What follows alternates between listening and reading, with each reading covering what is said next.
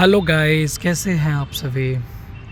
और अपने डिप्रेशन को कैसे डील कर रहे हैं।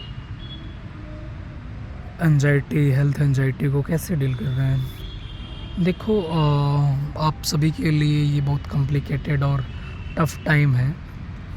और मैं खुद इसको डील किया हूँ तो मुझे पता है कि कितना कॉम्प्लिकेटेड टाइम है ये, कितना टफ़ टाइम है। इसमें हमें खुद ही सब कुछ डील करना होता है। थॉट्स को करेक्ट करने होते हैं। जो भी उल्टे सीधे थॉट्स आते हैं, खुद की हेल्प करनी होती है। कोई बाहरी एक्सटर्नल हेल्प नहीं आती है। और आज मैं अपने DPDR पे चर्चा करने वाला हूँ कि जब मुझे DPDR हुआ तो मैं कैसा फील करता था और ये दुनिया मुझे लगती कैसे थी। यार, ये DPDR वाली प्रॉब्लम ना, समझ लो वो पागलपन वाली प्रॉब्लम है ये। वहाँ पागलपन तक लगभग पहुँच जाते हैं लोग, जिसको मतलब जो DPDR तक जाता है ना। और ये DPDR का टर्म मुझे यूट्यूब से ही पता चला, मुझे कुछ पता नहीं था ये सब चीज़ें। मुझे जब प्रॉब्लम हुआ, मैं अपने सिम्टम्स जब सर्च किए यूट्यूब पे, तो मिला कि ये DPDR से कनेक्ट कर रहा है मेरा सिम्टम्स। तो मुझे पता चला कि मुझे DPDR हो गया है एक्चुअली। DPDR में मुझे लगता था कि मैं दूसरी दुनिया में हूँ। मैं इस प्लानेट में है ही नहीं, मैं दूसरी दुनिया में आ गया हूँ। ये जो लोग हैं, ये अलग ही दुनिया के लोग हैं, मैं अलग ही दुनिया का हूँ। मैं कनेक्ट ही नहीं कर पाता था किसी से, और ना ही किसी की बात पे उतना ध्यान दे पाता था, ना बढ़िया से समझ पाता था। मैं बिल्कुल अलग हो गया था यार इसमें, बिल्कुल। और ऐसा लगता था कि कुछ रियल नहीं है, मुझे रियल नहीं लगता था कि ये सब इमेजिनरी चीज़ें हैं, रियल में कुछ है नहीं ऐसा, लोग वगैरह जो भी है। और मेरी मम्मी भी लगती थी कि स्ट्रेंजर है ये मम्मी। मुझे पता तो था कि मम्मी है, लेकिन मम्मी इस तरह से कैसी है मेरी, ये लगता था। ऐसे थॉट्स आते थे।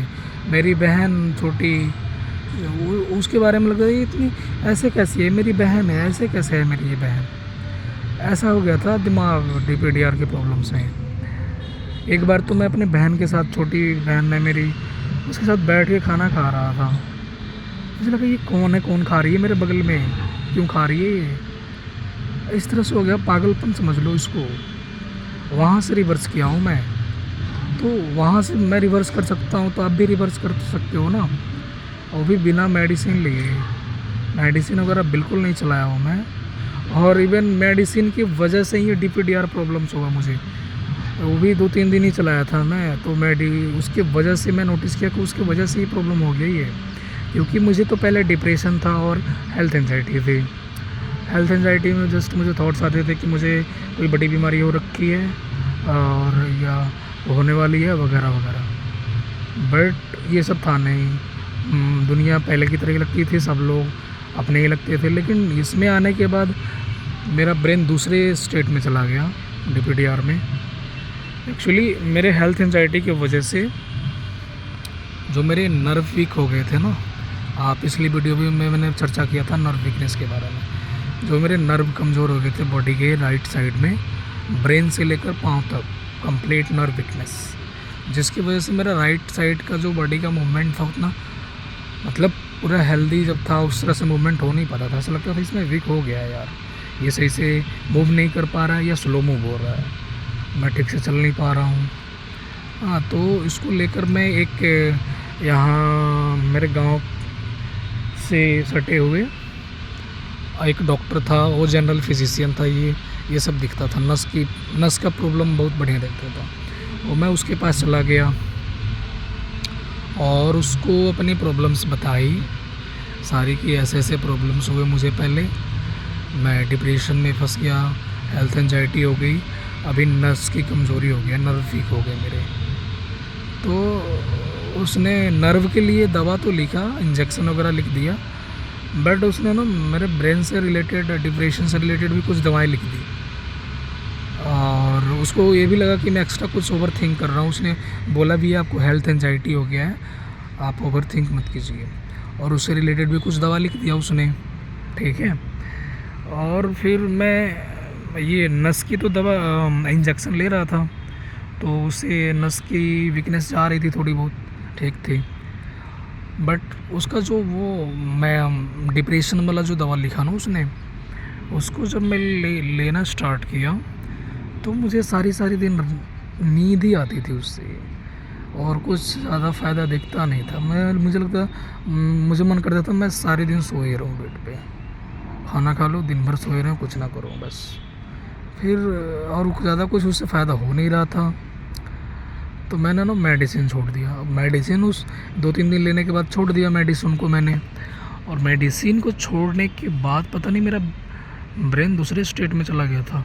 मेरी सारी ये दुनिया सारी अजीब सी लगने लगी, सारे लोग अजीब से लगने लगे, कुछ रियल नहीं लगता था। और उसके बाद बहुत भयंकर थॉट्स आने लगे मुझे।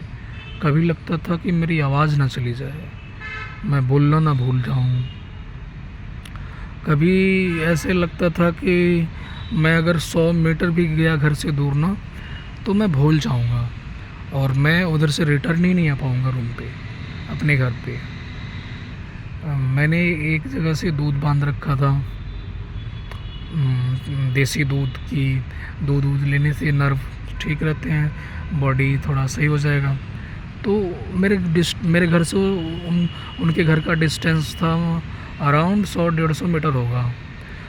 जब मुझे DVDR हुआ ना, तो वहाँ तक भी जाने में मुझे डर लगने लगा कि मैं अगर वहाँ तक भी गया तो मैं भूल जाऊँगा, और मैं भूल जाऊँगा रास्ता, और मैं नहीं आ पाऊँगा वहाँ से।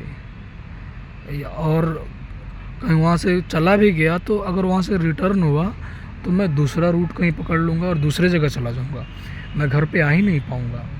इस तरह के थॉट्स आने लगे, और इस तरह में ब्रेन हो गया, इस तरह का इमेजिनेशन होने लगा, और उसको लेकर मुझे इतना डर लगने लगा कि पूछो मत। DPDR में और डर बढ़ गया मेरा, ये क्या हो गया मेरा, ऐसा क्या हो गया, सच में पागल सा हो गया मैं। और रात में सोता था तो जब DPDR हुआ तो नींद ही नहीं आती थी मुझे, सारी रात ऐसे जागे रह जाता था। और इसको लेकर और नींद नहीं आती थी कि मुझे लगता था कि मेरी कहीं आवाज़ ना चली जाए।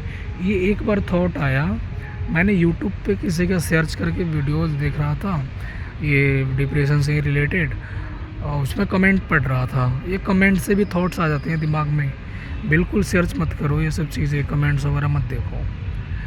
तो कमेंट्स में देखा कि किसी की आवाज़ चली गई, मतलब उसका दूसरा प्रॉब्लम था, वो बूढ़ा आदमी था।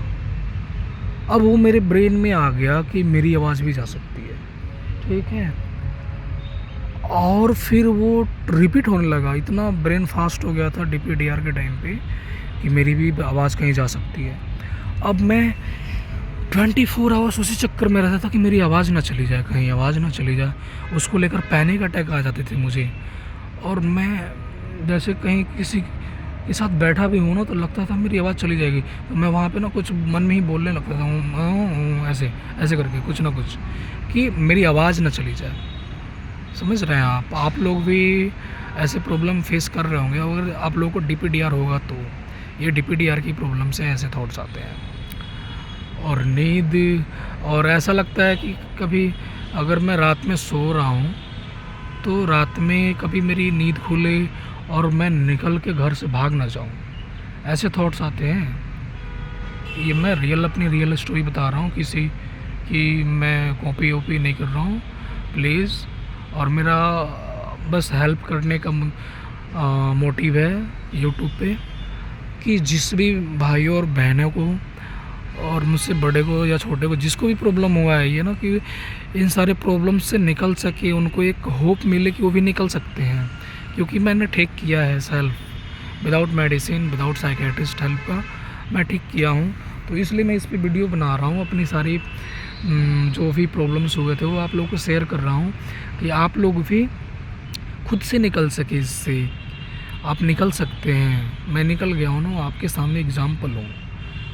तो मुझसे आप लोगों को भी इंस्पिरेशन मिले, आप लोग इससे बाहर निकल सके। इतना टफ़ कंडीशन से मैं निकला हूँ, मैं उसको मैं फील कैसे एक्सप्लेन करूँ कितना टफ़ कंडीशन था जब मैं इसको झेल रहा था, डिप्रेशन को, हेल्थ एंजाइटी को, डीपीडीआर को।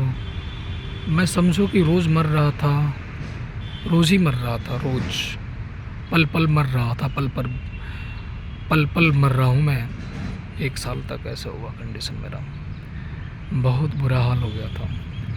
तो और डीपीडीआर में ऐसे भी थॉट्स आते थे कि मैं नाम ना भूल जाऊँ, किसी का नाम ना भूल जाऊँ, ठीक है।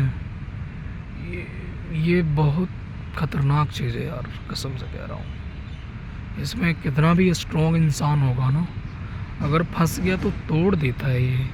मैं इतना स्ट्रॉन्ग इंसान, मैं टूट गया था, बिल्कुल टूट गया था इसमें। मुझे समझ में ही नहीं आता था कि मैं कैसे निकलूँ बाहर इससे, क्या करूँ कि बाहर निकल जाऊँ।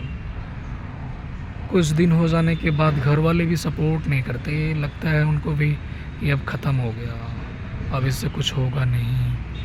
और ये मेरी ही एक प्रॉब्लम नहीं है, ऐसे ही जिसको भी ऐसा प्रॉब्लम हुआ होगा ना, अपने घर वालों से ऐसा बिहेवियर फेस कर रहा होगा वो, कि वो उसमें अब ज़्यादा वो दिखाते नहीं होंगे दिलचस्पी। उनको लगता होगा ये तो पागल हो गया, ये ठीक नहीं होगा, अब ये इसकी कहानी ख़त्म हो गई है। तो ऐसा है भाइयों, मैं ये कहना चाहता हूँ कि आपको डीपीडीआर हुआ है ना, तो ऐसे सारे थॉट्स आते हैं, ये नॉर्मल है, बिल्कुल नॉर्मल है कि आवाज़ कहीं मेरी चली ना जाए, या मैं कहीं निकल के भाग ना जाऊँ, या कहीं जा रहे हो ना तो गाड़ी उड़ी दिखेगी ना तो लगेगा कहीं मैं ना इस गाड़ी के सामने ना चला जाऊँ और ये मेरा एक्सीडेंट ना कर दें। ऐसे थॉट्स आते हैं, असल में पागल हो जाता है लगभग इंसान यार इसमें। और वहाँ से मैं रिवर्स कर चुका हूँ, मैं वहाँ से ठीक हो गया हूँ बिल्कुल, अभी बिल्कुल ठीक हूँ, बिल्कुल सब कुछ ठीक हो गया मेरा। मैं अपनी पढ़ाई शुरू कर दिया हूँ, मैं यूपीएससी का एस्पिरेंट हूँ, यूपीएससी के लिए पढ़ाई कर रहा हूँ। अभी मेरा प्रीलिम्स है स्टेट पीसीएस का, वो देना है दिसंबर में। तो मैं पढ़ाई कर रहा हूँ, मैं बिल्कुल ठीक हूँ।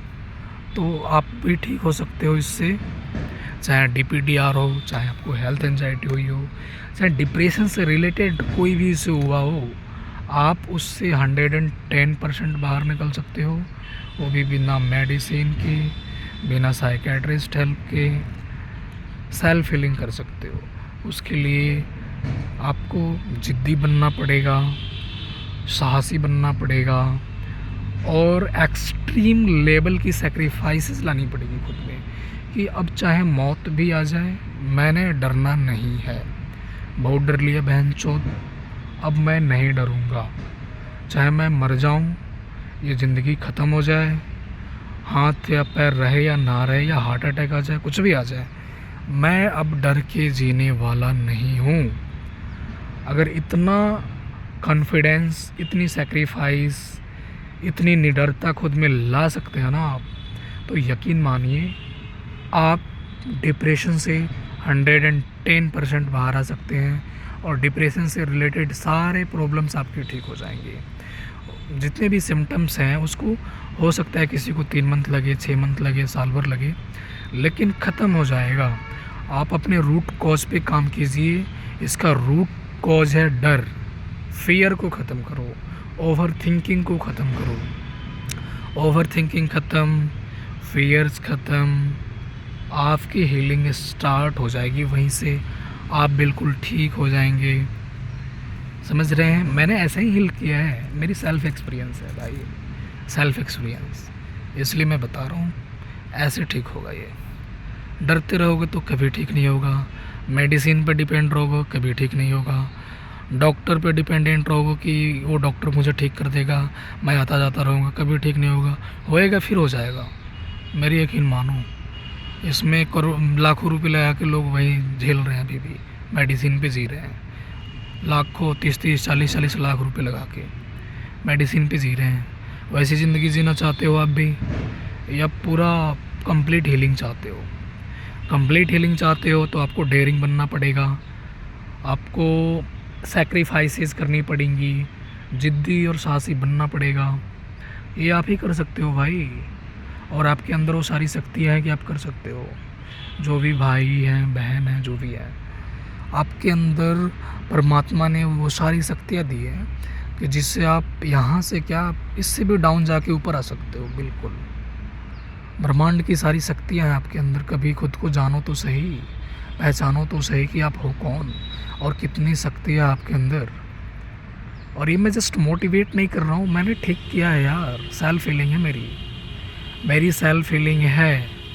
मैं खुद ही खुद को ठीक किया हूँ और आज बिल्कुल ठीक हूँ, without medicine, without psychiatrist help. Doctor से दिखाया, मुझे साइकेट्रिस्ट पे यकीन नहीं हो, उसने मेडिसिन लिखा, एम्स में दिखाया था मैं, बट मैंने उसका मेडिसिन चलाया नहीं।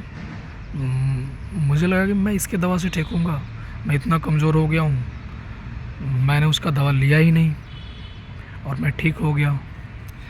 तो आपको सीखनी पड़ेगी कि कैसे निडर बने, साहसी बने, क्योंकि जब तक डरते रहेंगे इसमें फंसे रहेंगे। डरना ही इसको समझ लो, आपका डर ही इसको ऊर्जा दे रहा है। आप जितना डरते जाओगे इस डिप्रेशन को उतना ऊर्जा मिलती जाएगी और आप फंसते जाओगे और फंसे रहोगे। निकलना है तो निडर होना पड़ेगा, साहसी होना पड़ेगा, जिद्दी होना पड़ेगा। चलो ठीक है, बाय।